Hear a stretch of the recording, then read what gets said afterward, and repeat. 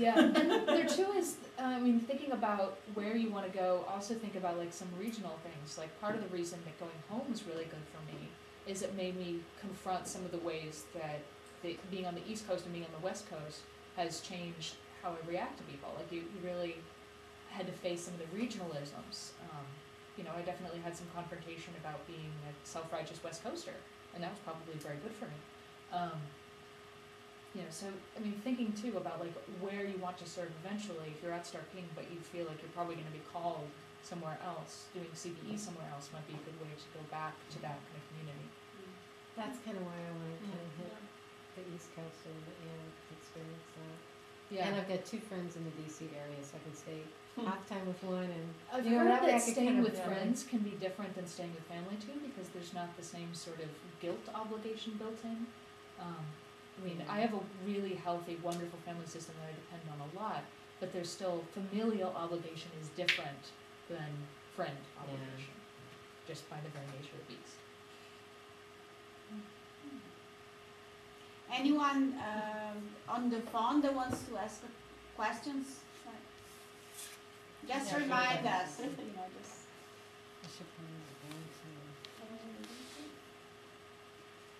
We can close soon, depending on how much you still want to share.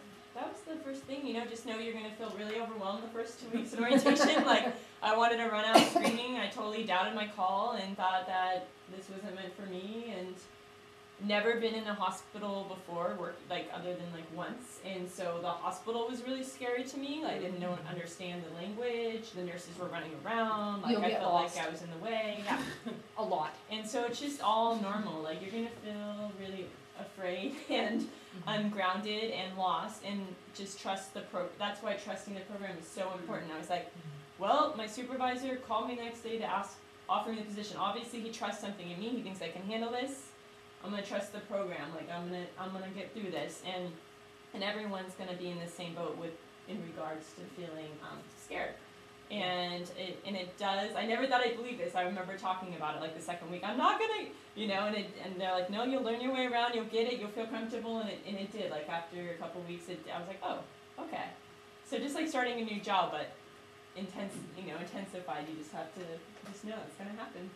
Yeah, trust the process. Yeah, for sure. Yeah. One thing that often students ask, and I heard Professor Clark answer before, is the question: is it better to take classes in pastoral care or psychology before going on them?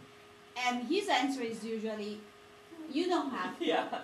And especially if you take some classes, that's not guaranteed you are better prepared for CPE. Yeah. So that, you suggested, for instance, an introductory class, for January, but usually his answer is, don't worry if you didn't take any classes. In some ways, you'll be even more open to learning, to the actual experience. Then after that, it's great to start integrating some classes when you realize there are areas of learning that you still want, and etc. So don't worry in terms of preparing, having to take a bunch of classes before you apply for CPE, because that is not necessary. And the great thing is too, you'll walk out of that with a whole new set of learning objectives. CPE shows you what you need to learn, and it shows you what you need to learn kind of deep down too, like what deep work really needs to happen. So I actually recommend taking pastoral care class after. Yeah. It seems like having the experience in your belt, you'd get more out of a class later.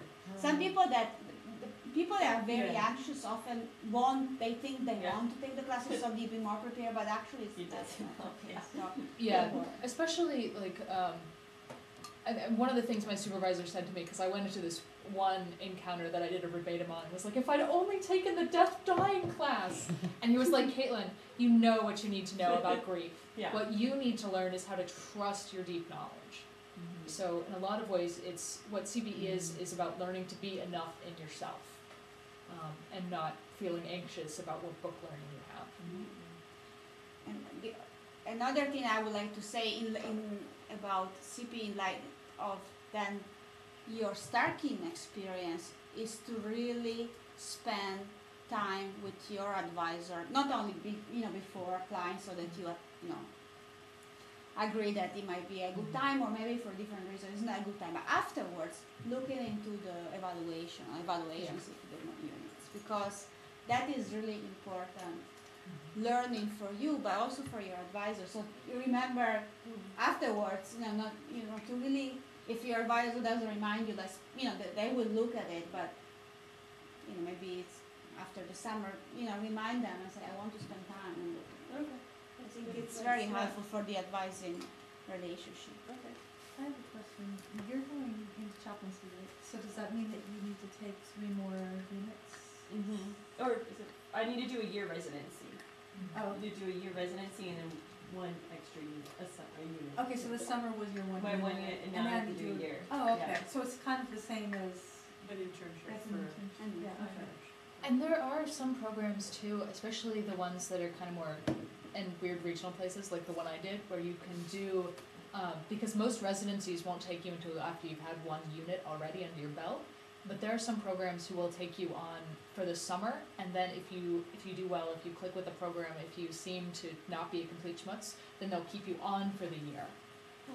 And so that is a possibility too for people who are graduating and then doing CPE, because the thing about the year-long residency too is that it is paid, so it's a little more doable as a lifestyle.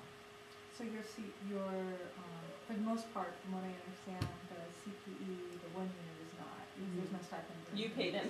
Yeah, you pay that. There are a few that pay. There Oh, there are are? few that Wow. pay. Yeah. I missed The those. living expenses like $2,000. But most Yeah, of there them was are one in, like in North Dakota. yeah, well, There was I an pass email that along came. this. Wow. Yeah. Yeah.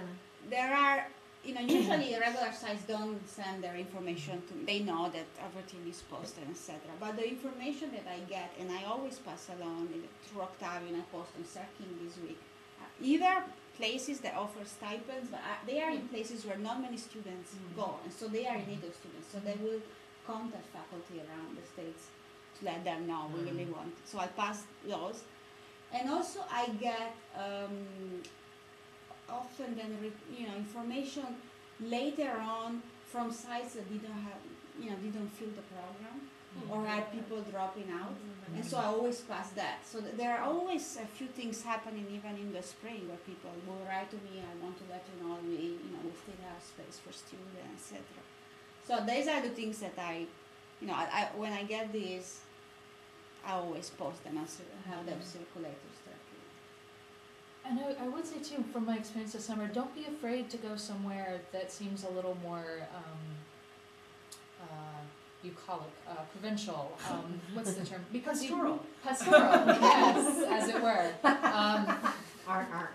Yeah, because you do get a different kind of experience there too, in terms of the people that you're dealing with and the pastoral care process with helping them deal with the hospital.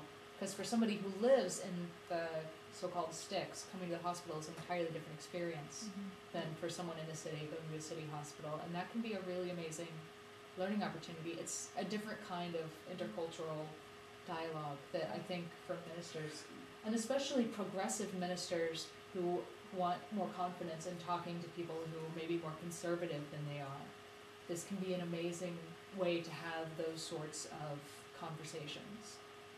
That's part of the reason I went home, is because I'm from a very conservative part of the country, and I wanted the experience of being a progressive religious leader talking to conservative folks, and wanted to remind myself of just how awesome and nice and easy to talk to, and how open conversations can be with people who seem backwards and conservative. Perhaps to the average Berkeleyite.